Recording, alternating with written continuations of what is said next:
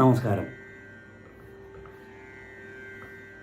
നമ്മളുടെ ചെറുപ്പകാലം മുതൽ നാം ചോദിച്ചുകൊണ്ടിരുന്ന മറ്റുള്ളവർ ചോദിച്ച് കേട്ടിരുന്ന ഒരു ചോദ്യം, ആ ചോദ്യം ഇതായിരുന്നു: ദൈവം ആരാണ്? ആരെയാണ് നമ്മൾ ദൈവമെന്ന് പറഞ്ഞ് അഭിസംബോധന ചെയ്യേണ്ടത്? ആരെയാണ് നമ്മൾ ദൈവമെന്ന് വിളിച്ച് ആരാധിക്കേണ്ടത്? ആരെയാണ് നാം ദൈവമെന്ന് വിളിക്കേണ്ടത് എന്നൊരു ചോദ്യം ഇപ്പോഴും പലവരുടെ ഉള്ളിലുമുള്ള ഒരു സംശയമാണ്. ദൈവം ആരാണ്? ആ ചോദ്യത്തിന് വളരെ നിസ്സാരമായി തന്നെ ശ്രീനാരായണ ഗുരുദേവൻ അദ്ദേഹത്തിൻ്റെ ദൈവദശകം എന്ന ആ കാവ്യത്തിൽ എഴുതി വെച്ചിട്ടുണ്ട്. ഒരുപാട് ആൾക്കാർ അത് വായിക്കാറുണ്ട്, ഒരുപാട് ആൾക്കാർ അത് മനനം ചെയ്യാറുണ്ട്, അത് എല്ലാ ദിവസവും അത് വായിച്ച് പ്രാർത്ഥിക്കാറുണ്ട്. എങ്കിൽ പോലും ദൈവം ആരാണ് എന്ന് അതിൽ വെളിപ്പെടുത്തിയത്, അതിൻ്റെ രഹസ്യം പലർക്കും പിടികിട്ടിയിട്ടില്ല. ആ ഒരു 4 വരികൾ മാത്രം മതി നമ്മളുടെ ആ വലിയൊരു സംശയത്തെ മാറ്റി മറിച്ചെടുക്കുവാനായിട്ട്.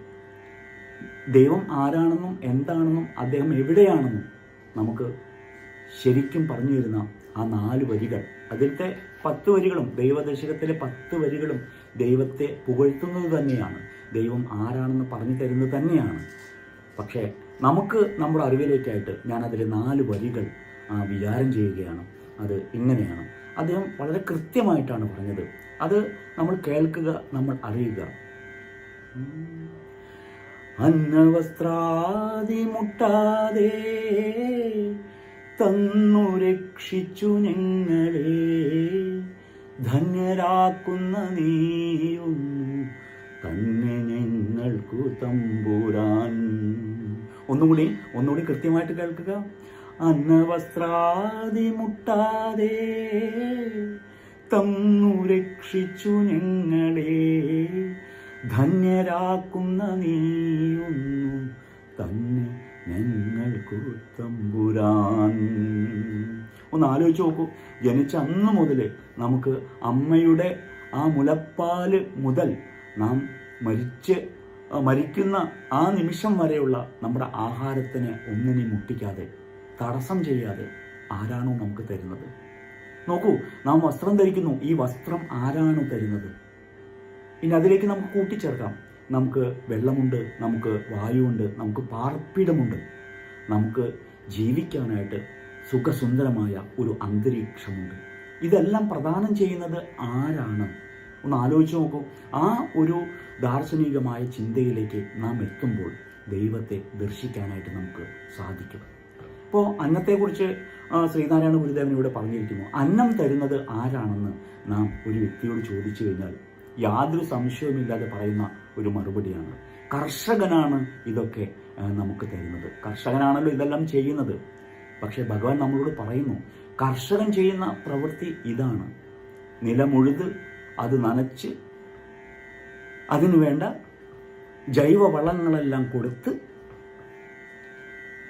ഇനി കാത്തിരിപ്പാണ്.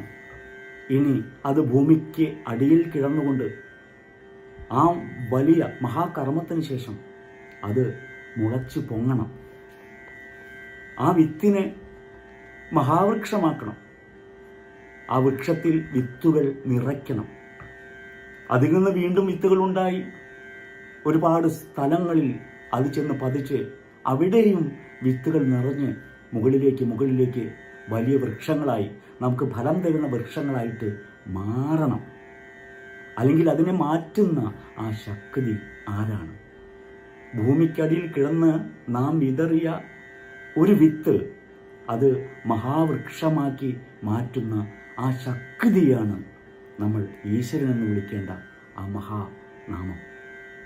നമ്മൾക്ക് ഒരിക്കലും തടസ്സമില്ലാതെ ഭക്ഷണം ഉണ്ടാക്കി തരുന്ന ഈ പ്രകൃതി, ഈ ഭൂമി, നമുക്ക് വസ്ത്രം ധരിക്കാനുള്ള, ആലോചിച്ച് നോക്കൂ, ആ പരുത്തിയും പഞ്ഞിയും ഉണ്ടാക്കി തരുന്ന ഈ മഹാഭൂമി, നമുക്ക് വെള്ളം തരുന്ന, നമുക്ക് വായു തരുന്ന, എന്തിന്? ഒരു മനുഷ്യജീവൻ എന്ന് പറയണ്ട, നമുക്കിങ്ങനെ പറയാം, ഈ ഭൂമിയിലെ സകലമാന ജീവജാലങ്ങൾക്കും കുടിക്കാനും ഭക്ഷിക്കാനും വായുവിനും വെള്ളത്തിനും, മനുഷ്യനാണെങ്കിൽ വസ്ത്രത്തിനുമൊക്കെ എത്രമാത്രം ഫലപ്രദമായിട്ടാണ് ഈ പ്രകൃതി സജ്ജീകരിക്കപ്പെട്ടിട്ടുള്ളത്. ഇങ്ങനെ ഈ പ്രകൃതിയെ സജ്ജീകരിച്ചിട്ടുള്ള ആ മഹാശക്തി ആരാണോ ആ മഹാശക്തിയെയാണ് നമ്മൾ ഈശ്വരനെന്ന് വിളിക്കേണ്ടത്. ഒന്ന് ആലോചിച്ച് നോക്കൂ, ഈ കേരളത്തെ മഹാപ്രളയത്തിൽ ആഴ്ത്തിയ ആ വെള്ളത്തിൻ്റെ രാസഘടന എന്താണ്? H2O. അപ്പോൾ ഓക്സിജനും ഹൈഡ്രജനും കൂടി ചേർന്നാൽ മാത്രമേ വെള്ളമെന്ന ആ ആ പഞ്ചഭൂതങ്ങളിലെ ജലം ഉണ്ടാവുകയുള്ളൂ. അതുണ്ടാകണമെങ്കിൽ ഓക്സിജനും ഹൈഡ്രജനും കൂടിച്ചേരണം. എല്ലാവർക്കും അറിയാവുന്ന ഒരു ശാസ്ത്ര സത്യമാണത്. ആലോചിച്ച് നോക്കൂ, ആകാശത്തിൽ നിന്ന് ഇപ്പോഴും മഴ തുടർന്നുകൊണ്ടേയിരിക്കുന്നു, മഴ പെയ്തുകൊണ്ടേയിരിക്കുന്നു. ഏത് ലബോറട്ടറിയിൽ വെച്ചിട്ടാണ് ആകാശത്ത് ശൂന്യതയിൽ ഈ ഓക്സിജനെയും ഹൈഡ്രജനെയും കൂട്ടിയോജിപ്പിക്കുന്നത്? ഏത് പാത്രത്തിൽ വെച്ചാണ് അത് ആകാശത്തെ ശൂന്യതയിൽ? ആ ലബോറട്ടറി ഏതാണ്? ആ ലബോറട്ടറിയാണ് സത്യത്തിൽ നാം വിളിക്കേണ്ടതായിട്ടുള്ള ഈശ്വരൻ. ഇതെല്ലാം ചെയ്തു തരുന്ന ആ മഹാശക്തിയാണ് സത്യത്തിൽ ഈശ്വരൻ. അവിടെയാണ് ഈ വരികളുടെ ഏറ്റവും പ്രാധാന്യം അറിയിക്കുന്നത്. അന്നവസ്ത്രാദി മുട്ടാതെ തന്നു രക്ഷിച്ചു ഞങ്ങളെ, ധന്യരാക്കുന്ന നീയൊന്നു തന്നെ ഞങ്ങൾക്ക് തമ്പുരാൻ. അല്ലാതെ ആരെയാണ് നാം തമ്പുരാനെന്നും ഈശ്വരനും ദൈവമെന്നും നമ്മൾ വിളിക്കേണ്ടത്? ആലോചിച്ച് നോക്കൂ, ചിന്തിച്ചു നോക്കൂ. ഇനി ഈ ഭൂമിക്ക് അടിയിൽ കിടക്കുന്ന വിത്തിന് എന്ത് സംഭവിക്കുന്നു എന്ന് കുറേ കാലങ്ങൾക്ക് ശേഷം, ശ്രീനാരായണ ഗുരുവിന് ശേഷം കുറേ നാളുകൾക്ക് ശേഷം, കുറേ വർഷങ്ങൾക്ക് ശേഷം ONV കുറുപ്പ് ഭൂമിക്കടിയിൽ കിടക്കുന്ന വിത്തിന് എന്ത് സംഭവിക്കുന്നു എന്ന് അദ്ദേഹത്തിന്റെ സൂര്യഗീതത്തിൽ പറഞ്ഞിരിക്കുന്നു.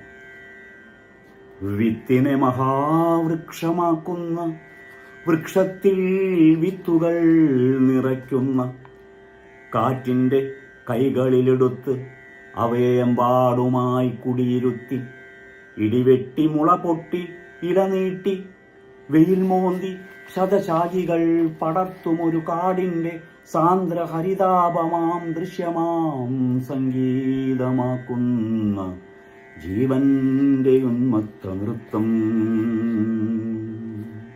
അപ്പോ ആ ഭൂമിക്ക് അടിയിൽ കിടന്നുകൊണ്ട് ആലോചിച്ച് നോക്കൂ, ആ വിത്തിനെ മഹാവൃക്ഷമാക്കണം, ആ വൃക്ഷത്തിൽ വിത്തുകൾ നിറയ്ക്കണം, എന്നിട്ട് ആ വിത്തുകളെ കാറ്റിൻ്റെ കൈകളിൽ എടുത്ത് ഒരുപാട് സ്ഥലങ്ങളിൽ കൊണ്ട് വിതറണം. അവിടെയും അനുകൂലമായ ഒരു സാഹചര്യം ഉണ്ടാകുമ്പോൾ, അവിടെ ഇടിവെട്ടുമ്പോൾ, മഴ പെയ്യുമ്പോൾ, മുളപൊട്ടും ഇലനീട്ടും വെയിൽ മോന്തും ശതശാഖികൾ പടർത്തുമൊരു കാടിൻ്റെ സാന്ദ്ര ഹരിതാപമാം ദൃശ്യമാം സംഗീതമാക്കുന്നു. എത്ര മനോഹരമായിട്ടാണ് ജീവന്റെ ഉന്മത്ത നൃത്തം. അവിടെയും ജീവൻ ഈ പ്രവൃത്തികളെല്ലാം ചെയ്യുന്ന ആ വലിയ ശക്തി ആരാണ്? അതാണ് നമ്മുടെ യഥാർത്ഥത്തിലുള്ള ദൈവം, യഥാർത്ഥത്തിലുള്ള ഈശ്വരൻ. ആ ഈശ്വരനെയാണ് നാം നമിക്കേണ്ടത്, ആ ഈശ്വരനെയാണ് നാം സ്മരിക്കേണ്ടത്. ആ ഈശ്വരനാണ് സത്യത്തിൽ, ആ ഈശ്വരന് വേണ്ടിയാണ് നാം ഭക്തിപൂർവ്വം പാദസേവ ചെയ്യേണ്ടത്. ആ ഈശ്വരനെയാണ് നാം നമസ്കരിക്കേണ്ടത്, ആ ഈശ്വരനെയാണ് നാം പൂജിക്കേണ്ടത്, ആ ഈശ്വരന് വേണ്ടിയാണ് നാം ദാസ്യവൃത്തി ചെയ്യേണ്ടത്, ആ ഈശ്വരനുമായാണ് നാം സഖ്യം ചേരേണ്ടത്, ആ ഈശ്വരനിലേക്കാണ് നാം നമ്മളുടെ സർവവും സമർപ്പിക്കേണ്ടത്.